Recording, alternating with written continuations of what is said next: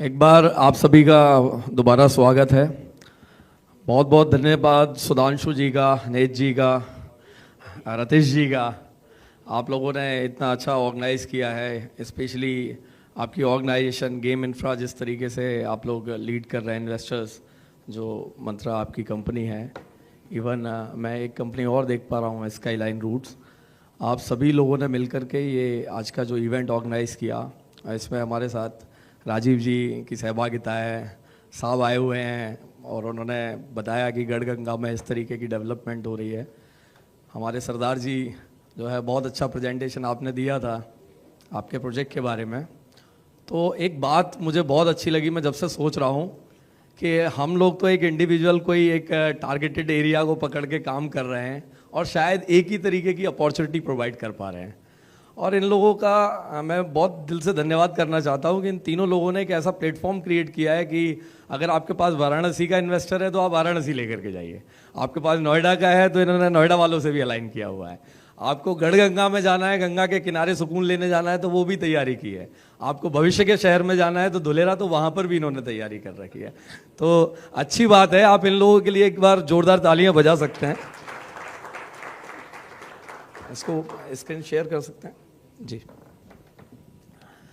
तो मुझे स्पेशली बुलाया गया धुलेरा के बारे में। वैसे बहुत सारे लोगों ने सुना है, आज के टाइम स्पेशली नॉर्थ इंडिया में बड़ा चर्चा का विषय है धुलेरा के बारे में। लोग कुछ नहीं तो नाम तो जानते ही हैं, या थोड़ा बहुत जानते हैं, कोई बहुत कुछ जानते हैं। मैं आपसे बात करूंगा, ये जो हमारा कन्वर्सेशन रहेगा अगले 20 से 25 मिनट का, इसको हम 2-3 पार्ट में चर्चा करेंगे। हम पहले ही चर्चा करेंगे कि एक शहर को बसाने की आवश्यकता क्यों पड़ी, क्योंकि इतने सारे शहर हैं और हम जिस जगह बैठे हुए हैं दिल्ली में, ये भारत के सबसे बड़े शहरों में शुमार है, इतना बढ़िया इंफ्रास्ट्रक्चर है, सब कुछ है। उसके बावजूद हम देखेंगे कि दूसरे भी शहर हैं, बेंगलुरु है, मुंबई है, देश की आर्थिक राजधानी मुंबई है, और कोलकाता है, और छोटे मोटे शहर अगर हम देखें तो इंदौर और इस तरीके के बहुत सारे शहर हैं, पुणे हैं। क्यों आवश्यकता पड़ी कि एक पूरा का पूरा नया शहर बसाया जा रहा है? इन सारे शहरों के इंफ्रास्ट्रक्चर पर भी काम किया जा सकता था, इनको भी अपग्रेड किया जा सकता था। तो हम हर एक चीज़ को जानने का प्रयास करेंगे अगले 20 से 30 मिनट में कि ऐसी क्या अपॉर्चुनिटीज़ हैं जो वहाँ आने वाली हैं, ऐसी क्यों ज़रूरत पड़ी कि एक पूरा का पूरा शहर भारत सरकार बसा रही है, इसकी शुरुआत कैसे हुई, इसकी जर्नी क्या है, अभी प्रेजेंट की सिचुएशन क्या है, और इसका भविष्य को हम किस तरीके से देख रहे हैं। तो इस पर हम सारी बातचीत करने वाले हैं। तो मैं सबसे पहले शुरुआत करता हूं धुलेरा के पास्ट से कि इसका बीज कब बोया गया और कैसे बोया गया। ये बहुत समझना जरूरी है, क्योंकि मैं समझता हूं आप सभी वो लोग बैठे हैं, आप सभी को अपने ऊपर गर्व होना चाहिए कि हम लोग हर इंडिविजुअल व्यक्ति के जीवन में वेल्थ क्रिएशन का काम करते हैं। तो आप लोगों को सबसे पहले अपने लिए एक बार जोरदार तालियां बजानी चाहिए। सबसे बड़ी बात है, हम सबका स्वभाव क्या है। हम सब लोग रियल एस्टेट से जुड़े हुए लोग हैं। हम सबका स्वभाव क्या है कि जब हम किसी के जीवन में वैल्यू एडिशन करते हैं, किसी को प्रॉपर्टी दिलाते हैं, सबसे ज़्यादा हम लोग खुश होते हैं। इसलिए नहीं कि हमने उसके ऊपर कुछ कमाया, बल्कि हम इसलिए खुश होते हैं क्योंकि हमने उसकी लाइफ में वेल्थ क्रिएट किया, एक्चुअल वेल्थ क्रिएट किया, जिसको हम रियल एस्टेट के रूप में जानते हैं। तो दोस्तों, हम अगली चर्चा शुरू करते हैं धुलेरा की। धुलेरा की जो शुरुआत है, जो इसका जो माइंड सेट है, जो इसका विजन है, इसकी शुरुआत हुई 2006 और 7 के दरमियान में। 2006 और 7 में आप सभी जानते हैं भारत में यूपीए की सरकार थी, कांग्रेस केंद्र में थी। अगर मैं गुजरात राज्य की बात करूं तो वहां पर बीजेपी की सरकार थी, मोदी जी उस समय मुख्यमंत्री थे। 2006 और 7 में देश के, मैं कहूँगा, हमारे अर्थशास्त्री मनमोहन सिंह जी उस समय प्रधानमंत्री थे। वो एक विजनरी पर्सन थे और उनकी जो इकोनॉमी के प्रति समझ है वो एक अलग ही लेवल की थी। ये हम सभी जानते हैं, इस चीज़ से सभी वाकिफ हैं। वो चाहते थे कि देश के अंदर अगर हमें इकोनॉमिक ग्रोथ लेकर के आनी है, किसी भी शहर को अगर हमें एस्टैब्लिश करना है, कोई एक बड़ा इकोनॉमिक जोन लेके आना है जहां पूरी दुनिया के लोग आकर के बसें, तो हमें क्या करना पड़ेगा? हमें 3 चीज़ों पे काम करना पड़ेगा। पहला, हमें करना पड़ेगा वर्ल्ड क्लास का इंफ्रास्ट्रक्चर बनाना पड़ेगा, वर्ल्ड क्लास का एनवायरनमेंट क्रिएट करना पड़ेगा, वर्ल्ड क्लास की पॉलिसीज बनानी पड़ेंगी। ये 3 चीज़ अगर हम किसी भी जगह कर पाए तो हम देश की इकोनॉमी को बहुत तेजी से आगे लेकर के जा सकते हैं। और मैं आज से 2006-7 की जब बात कर रहा हूं, यानी कि आज से 18 साल पहले की बात कर रहा हूं।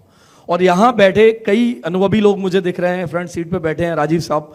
आपको पता है आज से 18 साल पहले इंफ्रास्ट्रक्चर में हमारा उतना अच्छा इंफ्रास्ट्रक्चर नहीं था कि हम विदेशी कंपनियों को अट्रैक्ट कर सकें, इंटरनेशनल इन्वेस्टमेंट लेकर के आ सकें। तो उन्होंने प्लान किया, जैसे चाइना ने शंघाई को बसाया, तो इन्हीं 3 पैरामीटर्स पे बसाया: international infrastructure, international environment, international policies.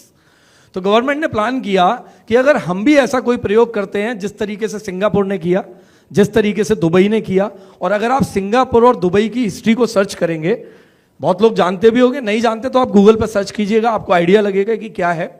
पिछले 70 सालों में, 70 से 75 साल की इन दोनों कंट्रीज की हिस्ट्री है, तो इन्होंने 3 चीजों पे काम किया। इंफ्रास्ट्रक्चर बनाया वर्ल्ड क्लास, दुबई ने बनाया। आज आप देखेंगे इंडिया से बहुत बड़ी इन्वेस्टमेंट आपके दुबई में जा रही है, और लगभग मैं समझता हूं हर संडे को 2-4-5 होटल्स में दुबई वाले लोग आकर के यहां इवेंट कर रहे होते हैं। अपनी पुरानी पॉपुलेशन है वो उससे चलती है। छकड़ा, छकड़ा समझते हैं आप? शायद आपने वर्ड ही पहली बार सुना होगा। जो बुलेट होती थी पुरानी, बुलेट के ऊपर लकड़ी का कार्ट लगा के, जो बुल कार्ट होता है ना, ऐसा कार्ट लगा के लोकल ट्रांसपोर्टेशन में गांव वाले वो यूज करते हैं, उसको बोलते हैं लोकल लैंग्वेज में छकड़ा। तो आप सोच सकते हैं वहां के लोगों की अभी ये सिचुएशन है, लेकिन वहां पे गवर्नमेंट ने इंटरनेशनल एयरपोर्ट बना करके रेडी करने जा रहे हैं। अगले 6 महीने के अंदर ऑलरेडी रनवे का काम हो चुका है, थोड़ा बहुत रह गया है, टर्मिनल बिल्डिंग का काम चल रहा है, बाउंड्री का काम हो चुका है। तो मल्टीपल कनेक्टिविटी, इवन सी पोर्ट, तो आप देखेंगे हर तरीके की कनेक्टिविटी, चाहे वो रोड हो, रेल हो, एयर कनेक्टिविटी हो, पोर्ट कनेक्टिविटी हो, सब कुछ वहां पे प्रोवाइड किया गया है। ये धुलेरा का मैप है 920 स्क्वायर किलोमीटर का, जो कि मल्टीपल जोन्स को आइडेंटिफाई करता है। आप देखेंगे मल्टीपल, आपको यहाँ पे कलर दिख रहे होंगे। येलो जोन आइडेंटिफाई करता है रेजिडेंशियल जोन को, ये पर्पल जो है आपका इंडस्ट्रियल, आप जो ऑरेंज देख रहे हैं ये हाई एक्सेस कॉरिडोर, जिसमें आप 150 मीटर की हाइट तक बिल्डिंग बना सकते हैं, यानी कि लगभग 50 माले की बिल्डिंग आप यहाँ पे कंप्लीट कर सकते हैं। फिर आप ये पिंक में देख रहे हैं, ये सारे नॉलेज एंड आईटी एरिया हैं, जहां पर कॉलेज, यूनिवर्सिटी, इन सबको प्लान किया गया है। आईटी पार्क को प्लान किया है। ब्लू एरिया जितने भी आपको दिख रहे हैं ये सिटी सेंटर एरिया, जहां पर स्पेशली कमर्शियल के लिए रखा है। लाइटर जो ग्रीन आप देख रहे हैं ये सारा का सारा रिक्रिएशन जोन, जिसमें golf, stadium, gaming facility, restaurant, food streets ये बना सकते हैं। साथ ही साथ आपको डार्क ग्रीन लाइन दिख रही होगी, यहां पर ये रिजर्व रखा है टूरिज्म एरिया के लिए। और जो आपको स्काई ब्लू दिख रहा है ये सारा का सारा CRZ का एरिया होता है, जो कि कोस्टल रेगुलेशन जोन। इसके बाद गल्फ ऑफ खंबात शुरू हो जाता है। यहां पर जो आप स्काई ब्लू एरिया देख रहे हैं ये रिजर्व रखा गया है ग्रीन एनर्जी के लिए। यहां पे अभी प्रेजेंट में टाटा 600 मेगावाट का सोलर पार्क ऑलरेडी बना चुकी है। 5000 मेगावाट का प्रपोज्ड है, जो कि आने वाले टाइम में बनना है कुछ दिनों में। इवन यहाँ पे विंड मिल्स का भी प्रोविजन है, और डिफेंस को भी जगह यहाँ पर दी गई है इसी एरिया में। इवन अडानी ने भी यहाँ पर जगह प्रोक्योरमेंट की हुई है CRZ के अंदर। इसके डेवलपमेंट के लिए गवर्नमेंट ने टाउन प्लानिंग्स बनाए हैं, तो इसको 6 टाउन प्लानिंग में डिवाइड किया। उसके बाद 20 सब TPs बनाए हैं। इसमें जो आप ब्लू एरिया देख रहे हैं this is 22.54 square kilometre area, जो कि ऑलरेडी डेवलप हो चुका है, जहां पर जो भी मैंने अम्यूनिटीज की अभी आपसे चर्चा की, चाहे वो रोड है, रास्ते हैं, कनेक्टिविटी है, वो सब कुछ इस एरिया में डेवलप हो चुका है। ये जो सेंटर ब्लू एरिया जो आपको यहाँ दिख रहा है उसको हमने यहाँ पर हाईलाइट किया हुआ है, और इसके पैरेलल अभी 55 स्क्वायर किलोमीटर एरिया जैसा है, जो कि अभी बनाने की गवर्नमेंट प्लानिंग कर रही है, कभी भी काम शुरू कर सकती है।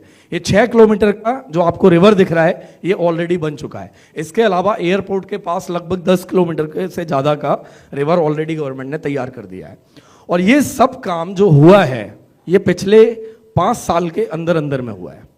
यहाँ 2 साल पहले गवर्नमेंट ने पोजीशन देना शुरू कर दिया है, और आपको जान के ये खुशी होगी कि एक इंडस्ट्री ऑलरेडी यहाँ पे ऑपरेशनल हो चुकी है, प्रोडक्शन शुरू हो चुका है। सेकंड इंडस्ट्री, और इंडस्ट्री नहीं कहूँगा, मैं कहूँगा रिवॉल्यूशन। जिस तरीके से इंडिया में किसी टाइम में ऑटोमोबाइल सेक्टर नहीं था, आया तो वो एक रिवॉल्यूशन लेकर के आया। इसी तरीके से आज धुलेरा के अंदर सेमीकंडक्टर इंडस्ट्री का पहला फुटस्टेप रखा गया है। और आप सबको ये पता होगा कि पूरे वर्ल्ड में सेमीकंडक्टर की 92% सप्लाई चाइना और ताइवान के पास है। 8% पूरा रेस्ट वर्ल्ड मिलकर के बनाता है। और इस 92% के बाद जो एक सबसे बड़ा प्लांट लगने जा रहा है पूरे वर्ल्ड में, वो लगने जा रहा है धुलेरा में। 11 जनवरी को लास्ट ईयर अनाउंसमेंट की थी टाटा ने ऑफिशियली। 13 मार्च को उन्होंने भूमि पूजन किया, और अभी आप जाकर के देखेंगे मोर देन 300 या 400 क्रेन्स वहां पे लगी हैं जो दिन रात काम कर रही हैं और बहुत तेजी से लैंड फिलिंग ऑलरेडी हो चुकी है। इवन ताइवान के जो टॉप मैनेजमेंट है वो भी आ चुका है और मैं प्राउडली बोल सकता हूं कि जितने भी टॉप इंजीनियर्स ताइवान से आ रहे हैं वो हमारे ही कैंपस में रह रहे हैं। उनको रिसेंटली हमने अभी वहां पर अपने कैंपस में शिफ्ट किया है। अभी हम उनको अगले 1.5 साल के अंदर 500 से प्लस रूम उनको देने वाले हैं, वो रेंटल पर्पज से वहां पर रहने वाले हैं। तो टॉप मैनेजमेंट जो भी आ रहा है वो सारा ताइवान से आ रहा है। टाटा और पीएमसी दोनों मिलकर के ये प्रोजेक्ट को लगा रहे हैं। तो 91,000 CR का सिंगल प्रोजेक्ट है। इसके बाद रिसेंटली अभी टाटा 2 और मोर फैब इंडस्ट्रीज यहां पे सेमीकंडक्टर के लिए अनाउंस कर चुकी है।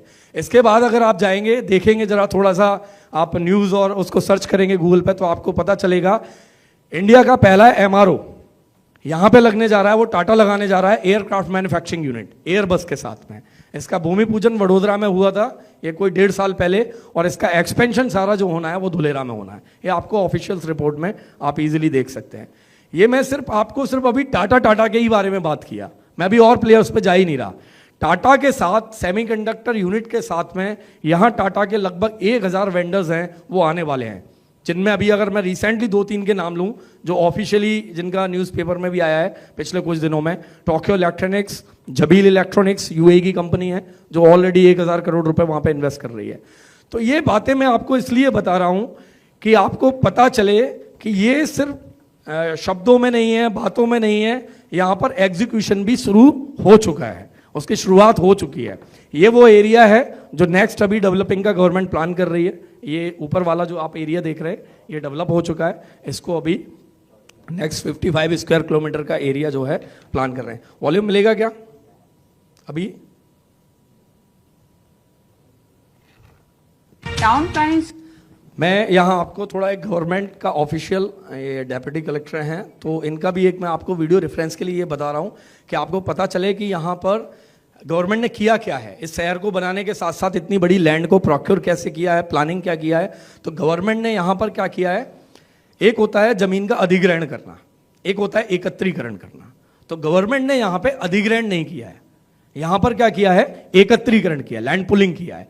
और पुलिंग किस तरीके से किया है तो वो आपको समझ में आएगा कि गवर्नमेंट ने क्या किया है, आज क्या जमीन है जिसको आप परचेज कर सकते हैं या कि कहाँ पर लोग इन्वेस्टमेंट कर रहे हैं। तो ये थोड़ा सा मैं एक आपको वीडियो बता रहा हूँ। टाउन प्लानिंग स्कीम के तहत हम लोग क्या करते हैं कि वहाँ के जो लैंड ओनर है उनके पास की 50% लैंड हम धोलेरा SR के नाम होती है और 50% लैंड सभी जो स्टेक होल्डर है यानी कि जो लैंड ओनर है उसके पास रहती है। तो उसमें सभी का फायदा होता है। लैंड ओनर अपनी जो बची हुई जमीन है उसमें किसी इंडस्ट्रीज को भी वो बेच सकता है या अपने आप कुछ इंडस्ट्रीज करना चाहे तो वो भी कर सकता है। और धोलेरा में जो भी इंडस्ट्रीज आती है उसमें वहां के जो विलेजर्स से उनको रोजगार प्राप्त होता है, उनकी जो जीवन शैली है उनमें भी बहुत सारा बदलाव आता है। तो इस प्रकार से हमारा जो डेवलपमेंट का जो फंडा है, हमारा जो डेवलपमेंट की जो व्याख्या है वो पूरे की पूरी यहाँ पे फुलफिल होती है, सेट होती है। क्योंकि डेवलपमेंट यानी कि एरिया का डेवलपमेंट, सिटी का डेवलपमेंट और राज्य का डेवलपमेंट एज वेल एज सभी वहाँ के लोगों का भी डेवलपमेंट होता है और ये सही मात्रा में धोलेरा में हो रहा है। तो ये गवर्नमेंट ने लैंड पुलिंग किस तरीके से की, बेसिकली ये बताया जितने भी स्टैक होल्डर्स थे, फार्मर्स थे, उनकी 50% लैंड गवर्नमेंट ने प्रोक्योर की अकॉर्डिंग टू एक्ट DSIR 2009 उसके थ्रू। और जो रेस्ट 50% है गवर्नमेंट ने उनको डेवलप्ड प्लॉट दिया है, मतलब स्क्वायर करके उसका एक प्रॉपर शेप बना करके हर इंडिविजुअल फार्मर को रोड, रास्ते ये सब गवर्नमेंट ने प्रोवाइड किए हैं। और उसके लिए हर एक सर्वे नंबर का 920 स्क्वायर किलोमीटर एरिया में नक्शा बना चुकी है गवर्नमेंट। कहाँ पर क्या आएगा ये सब कुछ पहले से डिसाइडेड है, यानी कि हर चीज, कोई व्यक्ति जब जाता है दूसरे जगह से तो वो देखता है कि मुझे क्लैरिटी कैसे मिलेगी। तो वो क्लैरिटी का प्रोविजन गवर्नमेंट ने पहले दिन से कर रखा है और हर इंडिविजुअल का एक नंबर का ये सर्टिफिकेट भी इशू ऑलरेडी किया जा चुका है। मैं थोड़ा सा आपको और यहाँ पे बता रहा हूँ तो आप समझ पाएंगे। जैसे कि ये आपको नंबर्स आपके यहाँ भी आप देखते हैं, सर्वे नंबर इसी तरीके से होते हैं, एक खेत के बाद दूसरा, और वो अनऑर्गेनाइज शेप में होते हैं। तो जैसे एक नंबर है 85, 85 को गवर्नमेंट ने क्या किया, इस 85 को एक नया नंबर दिया 1788, और इसका ठीक 50% इस पूरे लैंड का यहां पर एक स्क्वायर बना करके इसको 18 मीटर रोड दे दिया। तो इस तरीके से हर इंडिविजुअल सर्वे नंबर का गवर्नमेंट ऑलरेडी सर्टिफिकेशन कर रखी है। जो सर्टिफिकेट मिलता है वो इस तरीके से DSIRDA जो अथॉरिटी है वो इशू करती है। तो वहां पर जो भी आप लैंड परचेस कर रहे हैं, आपको मिलने वाला क्या है, किस जोन में मिलने वाला है, कितने मीटर का रोड आएगा, वो सब कुछ प्री डिसाइडेड है। सब कुछ एक एक इंच की यहां पर प्लानिंग की जा चुकी है, ठीक है ना। दूसरा, यहां पर एक सुविधा और दी गई है कि कोई भी व्यक्ति कहीं पर भी बैठा है दुनिया में, वहां से बैठ करके रजिस्ट्री करा सकता है। बायर को यहां पर जाने की आवश्यकता नहीं है। और आप सभी जानते हैं गुजरात जो है पॉलिसी ड्रिवन स्टेट है, तो जहां पर जितना भी इंप्लीमेंटेशन अच्छा हो सकता था वो मोदी जी एक पूरा एक सिस्टम वहां पर सेट करके आए। डिजिटल गवर्नेंस नो पायो नाख्यो हतो। नागरिकों को योजनाओं के लाभ के लिए, दस्तावेजों के लिए सरकार के पास फिजिकल रूप में आने की जरूरत नहीं होगी। એમના આ જ વિઝનને જન સુવિધા અને રાજ્યના વિકાસ માટે બમણી ગતિથી આગળ ધપાવી રહ્યા છે મુખ્યમંત્રી શ્રી ભૂપેન્દ્રભાઈ પટેલ। સરકારી કચેરીઓમાં પારદર્શક, ઝડપી અને પેપરલેસ गुजराती में इन शॉर्ट कि आपको यहाँ जाने की आवश्यकता नहीं है। यहाँ पर आप बिना जाए भी आप कहीं पर भी बैठे हैं वहाँ से रजिस्ट्री करा सकते हैं। पूरी की पूरी प्रोसेस ऑनलाइन है और ट्रांसपेरेंट है। वहाँ अगर 12:01 पर रजिस्ट्री एग्जीक्यूट होती है, आप अपने घर बैठे 12:02 पर ऑनलाइन चेक कर सकते हैं। तो ये गवर्नमेंट ने वहाँ पर सिस्टम डिप्लॉय किया हुआ है जो कि 100% ट्रांसपेरेंट है।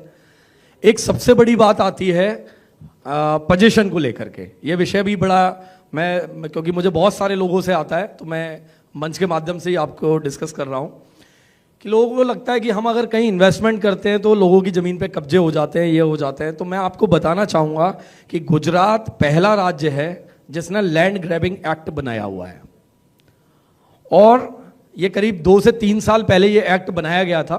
3 या 4 साल होने को आ रहे हैं इस बात को। तो जितने कब्जे किए भी थे ना, वो लोग अपने आप छोड़ करके चले गए। उसमें प्रोविजन ये किया है कि अगर कोई भी व्यक्ति अनाधिकृत किसी की जमीन पे कब्जा किए हुए है, आप एक लैंड ग्रैबिंग के तहत आवेदन कीजिए। 6 मंथ तक नॉन बेलेबल ऑफेंस के तहत उसकी गिरफ्तारी है, कोई सुनवाई नहीं है कोर्ट में। तो अभी जो कब्जा किए भी थे जो सालों से, वो भी आज के टाइम में छोड़ करके जा चुके हैं। तो ये गवर्नमेंट ने पहला ऐसा राज्य है गुजरात जिसने ये पॉलिसी को वहां पर डिप्लॉय किया हुआ है। इसको आप जानकारी और भी ले सकते हैं। यहाँ मास्टर प्लान में 3 तरीके के लैंड पार्सल्स हैं, रेजिडेंशियल, इंडस्ट्रियल और मल्टीपर्पज यानी कि कमर्शियल, जिनमें यहाँ पर लोग इन्वेस्ट कर रहे हैं। लगातार इन्वेस्टमेंट इंटरनेशनल भी आ रही है। आप लगातार देखेंगे, अभी रिसेंटली मैं डिस्कस कर रहा था आपसे, ये 14 नवंबर की न्यूज़ है 2024 की, 1000 करोड़ का। टाटा का तो आपको हर दिन मिलेगा, आपको लगातार न्यूज़ में आता रहेगा। अभी परसों नरसों भी उनका लगभग इंडिया के हर अखबार में था कि टाटा ने रिसेंटली टाटा प्रोजेक्ट को हेड करने के लिए केसी एंग को लेकर के आए। केसी एंग फादर ऑफ सेमीकंडक्टर आप कह सकते हैं। और उससे 5 दिन पहले मेरे साथ में उन्होंने 5 घंटे हमारा कोई कम्युनिकेशन था, तो साथ में ही थे हम लोग। तो यहाँ पे बड़ी इन्वेस्टमेंट आ रही है, आप समझ सकते हैं, बड़ी अपॉर्चुनिटीज़ आ रही हैं। लगातार आप अगर इसके ऑफिशियल पेज को अगर सर्च करेंगे तो आपको बहुत सारी चीज़ें देखने को मिलेंगी। तो आप लगातार धुलेरा से अपडेट गवर्नमेंट अथॉरिटी के थ्रू भी रह सकते हैं, ट्विटर के थ्रू, आप फेसबुक चलाते हैं तो इनका पेज गवर्नमेंट का फॉलो कर सकते हैं। बाकी आगे फ्यूचर में जो भी डेवलपमेंट्स आ रही है, यहाँ सुधांशु भाई हैं, हमारे गुप्ता ब्रदर्स हैं, आपको इनसे जानकारियाँ मिलती रहेंगी। अब मैं बात करता हूँ, मैंने आपको पास्ट बताया, प्रेजेंट में बताया कि क्या चल रहा है। अभी हम थोड़ा सा फ्यूचर पे बात करते हैं। आप सभी रियल एस्टेट के जानकार बैठे हुए हैं, आप सभी को पता है कि दुनिया में रियल एस्टेट ग्रो कैसे करता है। सर आप भी एक दिग्गज जो है डेवलपर हैं, आप सभी को पता है कि जब इंफ्रास्ट्रक्चर आता है तो रियल एस्टेट ग्रो करता है। आप देखेंगे आज से 5 साल पहले जेवर को कोई नहीं पूछता था। जैसे ही एक एयरपोर्ट की अनाउंसमेंट हुई और वहां काम शुरू हुआ, किस तेजी से वहां पर काम चला वो आप सब जानते हैं।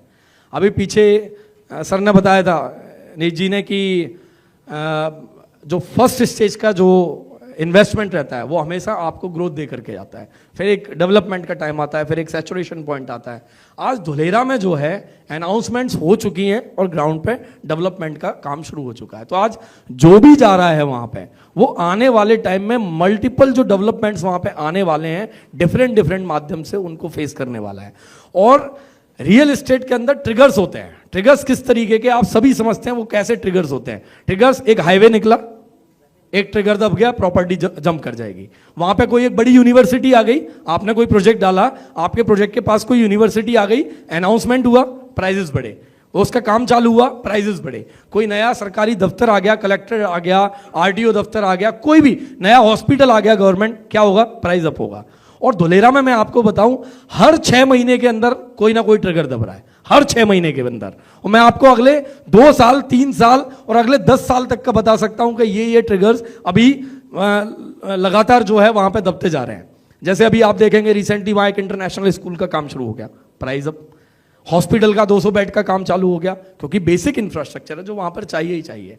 अभी फैक्ट्री का काम शुरू हो गया, आने वाले 6 महीने के अंदर एयरपोर्ट पर ट्रायल होने वाला है, अगले 6 महीने में एयरपोर्ट चालू हो जाएगा, ऑपरेशनल हो जाएगा, मेट्रो का काम शुरू हो जाएगा। यानी हर 6 महीने के अंदर एक ना एक ट्रिगर अगले 20 सालों तक, जब तक ये शहर कंप्लीट नहीं हो जाता तब तक यहां चलता ही रहेगा। क्योंकि बहुत बड़ा एरिया है, गवर्नमेंट ने इसको कंप्लीटली 920 स्क्वायर किलोमीटर को लगभग 2040 का टारगेट लिया इसको डेवलप करने का, जिसमें से जो एरिया डेवलप हो गया वो मैंने आपको बताया कि कितना हो गया। ये इंफ्रास्ट्रक्चर के कुछ फोटो हैं जो वहां पर लगातार, तो आप समझ सकते हैं कि आज आप जो भी इन्वेस्टमेंट करेंगे वो आपको मल्टीपल रिटर्न्स देने ही वाला है। आप चाहे छोटे स्केल पे कर रहे हैं या बड़े स्केल पे कर रहे हैं, लेकिन आपका इन्वेस्टमेंट, आपके इन्वेस्टर का इन्वेस्टमेंट वहां पर ग्रोथ लेकर के ही जाने वाला है। और सबसे बड़ी चीज, मैं आज इन्वेस्टमेंट को भी थोड़ा सा दरकिनार करता हूं, एक दूसरी बात आप सबसे मैं चर्चा करता हूं, जो बिजनेस अपॉर्चुनिटीज धुलेरा के अंदर आ रही हैं वो मैं समझता हूं कहीं पर भी नहीं है। क्यों? क्योंकि यहां विदाउट कंपटीशन आप किसी भी धंधे के अंदर एंटर हो सकते हैं, हर धंधा खुला हुआ है। आप कंस्ट्रक्शन से लेकर के लेबर सप्लाई, मटेरियल सप्लाई, आप होटल बनाओ, हॉस्टल बनाओ, आपको जो बनाना है वो बनाओ। अगले 2 साल के अंदर में अप्रोक्स 25,000 लोगों की माइग्रेशन वहां पे होने वाली है। और 25,000 लोग जहां पर एक साथ अगले 1-2 साल में आएंगे, तो आप समझ सकते हैं हर बिजनेस वहां पे ओपन होने वाला है।